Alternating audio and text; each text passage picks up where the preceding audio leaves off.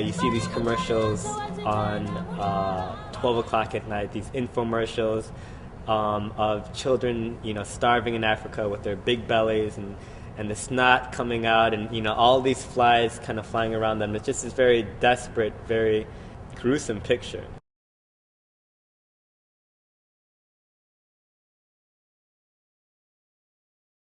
People get numb to those images, and I think that I was definitely numb to those images. We wanted to portray it as something different, and so that's why we used a different approach, a different tactic.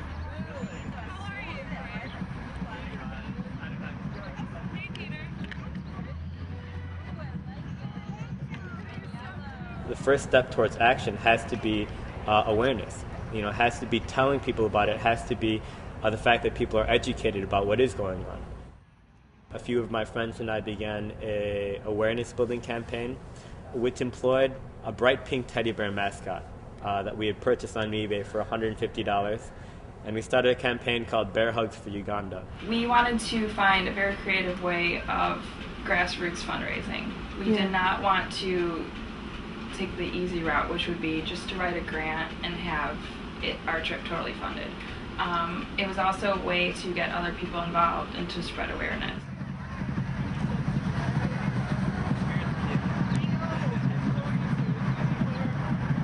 In this crazy scheme, people would give us, 10 cents, $20, but more importantly, they'd stop and say, "What on earth are you guys doing?"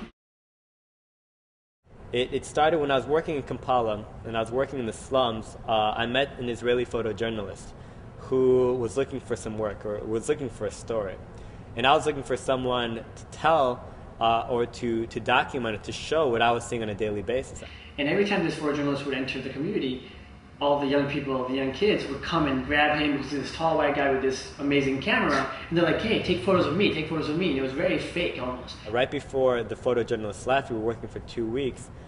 He gave me this idea of an exhibit he had seen in Israel, where an Israeli photojournalist, another one, had given cameras to Israeli children and Palestinian children, and just asked them to document their lives using these cameras. So then Daniel emailed me saying, "Hey, what do you think about this idea?" We emailed America. We got a lot of our friends from Chicago and around, surrounding areas to give donated cameras and film, which was brought back to Uganda. And 4 days later, I pick up 2 of my friends that had just come from Chicago, and they come with this vintage green suitcase, carrying it with them. And they didn't even know what was inside of it themselves. They knew that there's film, they knew that there's camera in there. But after we got home, we opened it, and there was just 22 cameras and more than 100 rolls of film.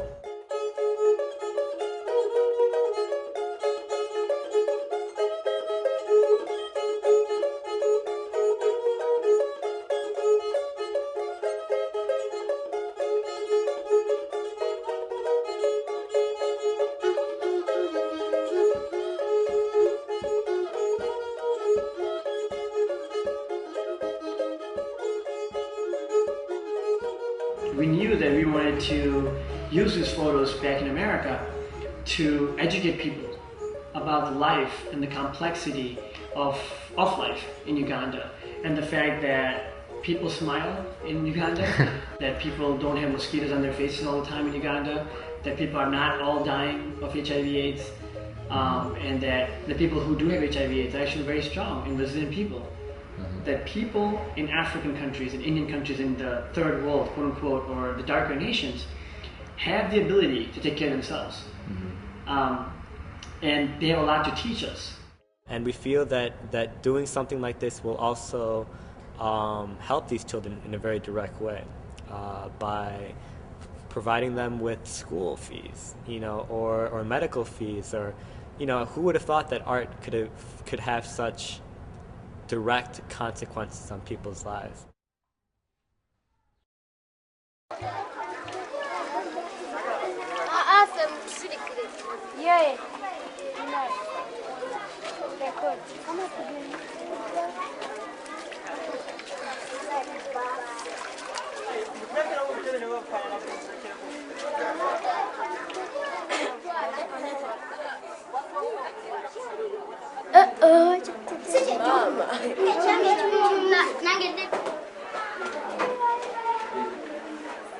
the full circle of Project Focus would be you work with art to empower people, inspire people in Uganda. That art can be brought back to America to educate, inspire people also. Here in America, that financial resource or any other resource that you can collect through those exhibitions, through those art, through the education, can be brought back to the community for the development part.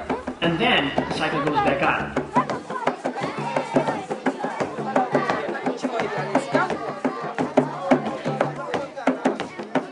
And actually transforming all of that just energy and that passion of these youth into something that is going to make a real difference. We didn't know what we could do. And to understand what we could do, we had to be in Uganda. And also be eyes and ears to other people. So we were eyes and ears there. We're going to bring something back that would inspire other youth and young people in college and high schools and all over America.